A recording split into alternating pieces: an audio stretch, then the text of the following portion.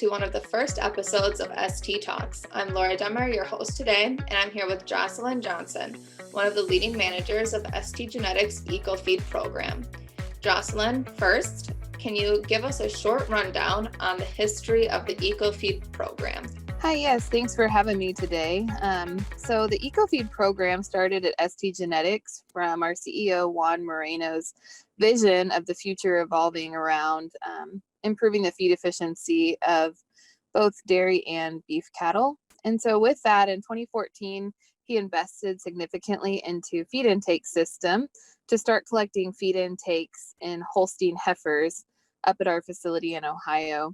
And since the start of the program in 2014, we've significantly grown to collect phenotype data in both Holstein and other dairy breed heifers, our lactating cows, as well as beef on dairy in our beef on dairy program. And so with that, we have about 6,400 plus phenotypes on Holstein heifers to date for feed conversion during that growing period. We've collected about 1,000 phenotypes in cows over the past year, and we'll be significantly starting to grow that moving forward. And we've already collected over 3,000 phenotypes in beef on dairy heifers just since the start of the program with that in 2019. And so with that, we're able to utilize that data to put together some really good breeding values for making genetic decisions. That's quite a bit of data collected in honestly a pretty short amount of time. As you stated, STgenetics has a lot of data on heifers, and now we've started collecting data on cows. Can you tell us what you've seen when comparing the heifer data to the cow data? Absolutely. So with our data collection in the start being in heifers, it is a more ideal period of time to look at feed conversion data, and based on the literature, we knew that it was correlated with lactating cow data. Now that we are collecting data of our own, and we're excited to, be at a near point in releasing all of that data into the industry, we see that there is a positive correlation between the heifer and the cow data. So those animals that may have already been selected for EcoFeed are already going to have a slight advantage moving forward, as those above average for feed conversion are more likely to be above average for feed conversion as a lactating cow as well. We did know from the beginning that feed conversion in a growing heifer is very different than feed conversion from a lactating cow. So that lactating cow has a lot more responsibilities and things that we're asking it to do compared to that growing heifer. And so with that, it's not a correlation of one. These are essentially two different traits. And so we're still looking into different indexes on how we go about identifying the animal that is saving the most from a feed intake perspective across its lifetime, incorporating both that heifer and lactating cow data. But that's great that there is a positive correlation. So when you do select for that, as for that first generation of that heifer, having that go with the heifer into her lactating form will be very beneficial to the farmer. When we think about it, like in the past, prior to us having the lactating cow data that we do at this point in time, we always try to remind producers that feed intake of the lactating cow is the number one cost there of the variable input costs on a dairy farm, but feeding heifers is also, very expensive as well, coming in at generally the number two variable input cost. And so we want to be able to maximize both of those periods really to maximize that savings that we're going to find. For sure. And especially now in the markets that we have been seeing, and those markets are probably going to stay pretty strong in the near future here. So yes, completely agree with you there. In your opinion, how do you use EcoFeed as a selection index? Yeah, so just like anything else, we don't want to do one trait selection for feed conversion. We obviously strongly believe that this is a very important trait in the future, both for, producers' bottom line as well as for the environment. But what we recommend is utilizing this index in combination with other indexes out there that you're currently utilizing for your breeding program. So if you're really focused on maximizing that merit in your herd, then find some of those sires that maximize that net merit that you're looking for, and then evaluate that EcoFeed of that animal or of those sires. And, instead of selecting a sire that may have high net merit and is inefficient, let's go ahead and now start selecting those sires that have high values for traits that are important to you as a dairyman in your farm, and considering those animals then at the top of the list for EcoFeed. So kind of using it in combination with the other traits that you're already looking for out there.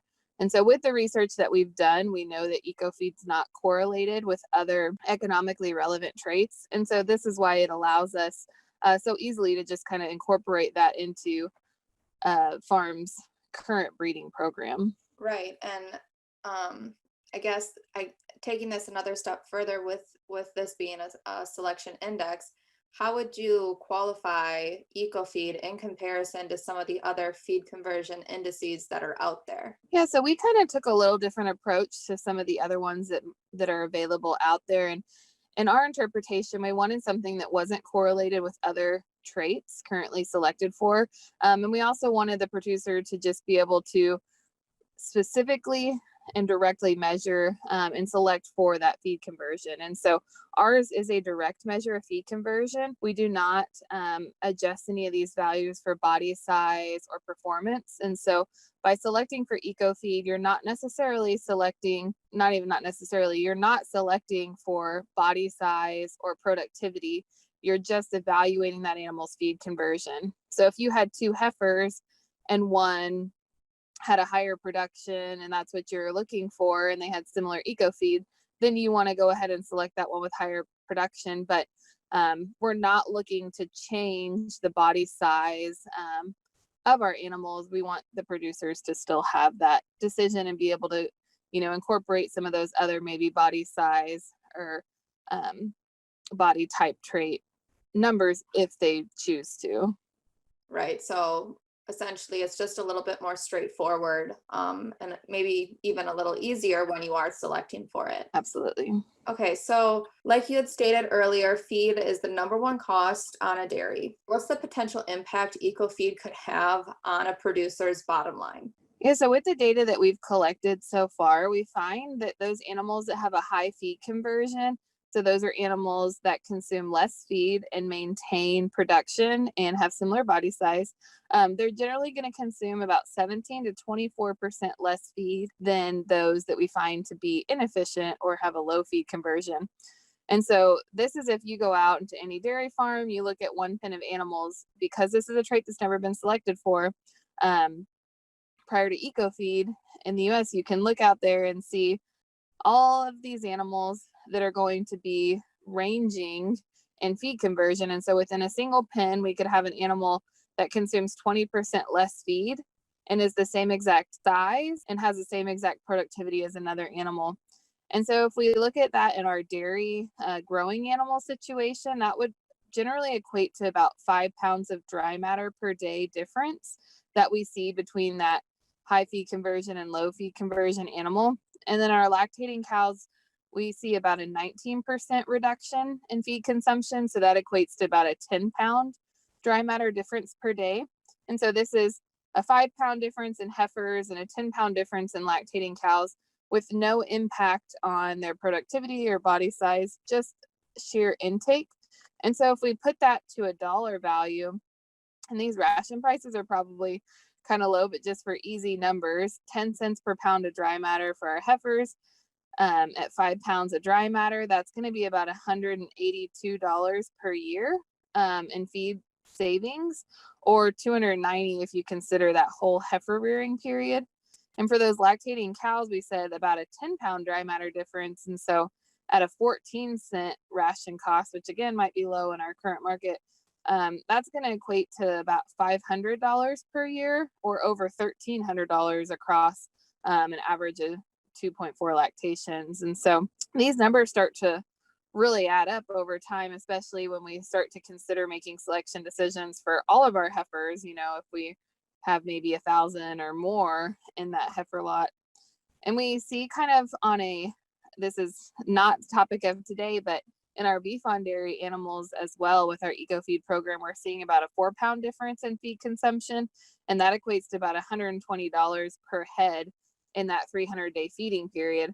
And when, $100 profit margin in those terminal cross calves is a good thing. Here we're talking about $120 just in potential feed cost savings. So these are really big numbers for producers' bottom lines. For sure, that's a significant amount of savings when you start looking at that. So when a producer does start making these selections, can you kind of just give us a rundown on the scale that we measure EcoFeed on? So when they are looking at a sire and he is EcoFeed designated, what does that necessarily mean? Yeah, so without getting into the specifics, and these numbers may change as we start to incorporate the lactating cow data, but the way we've put together EcoFeed, the higher the number, the better the animal is the main take home that producers need to understand. And so an animal that has a higher value for EcoFeed is going to be an animal that's consuming less feed compared to its herd mates at the same level of productivity. So that animal is going to have a higher feed conversion efficiency. When we look at that, we can interpret that as either meaning that that animal itself or that animal's ability to spread those genes to their progeny. And so we want to just be selecting those animals that have a higher value for EcoFeed compared to another and making those selection decisions. Great. Yeah. So fairly a simple system to understand. So just shifting gears a little bit, how does EcoFeed fit into, sustainability? It's a word that's thrown around a lot in our industry. So how does EcoFeed fit into a greener future, or could it be a helpful tool to help the industry in the net zero initiative? Absolutely. So there's very few traits that are both beneficial to the producer's bottom line and to consumer perspective. And we have to please consumers in order for them to keep buying our products. And so it really, this topic is just becoming more and more of the front line as we move forward. But the great thing about it is with EcoFeed, we can both benefit our bottom line and benefit from a sustainability standpoint. And so we know that intake is highly correlated with methane emissions.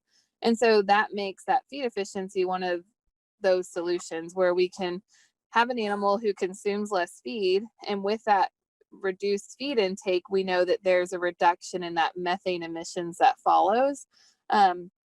We did a few models with this, with a professor out at UC Davis, and we see that if we were to assume a 5-pound reduction in dry matter, like we talked about earlier in our heifers, that equates to about a 50 gram per day savings in methane emissions.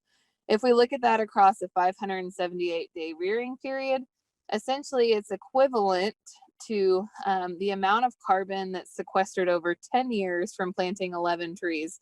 So that comes out to about 30 kilograms of methane that we saved for that one heifer just by having that higher EcoFeed value. Wow, that is some impressive data. It seems like EcoFeed is definitely an easy trait to get behind with numbers like that. Thank you for your time and for the great information you shared with us today on EcoFeed. We truly appreciate it. This was another episode of STtalks. You can tune in to more episodes on your favorite podcast platform.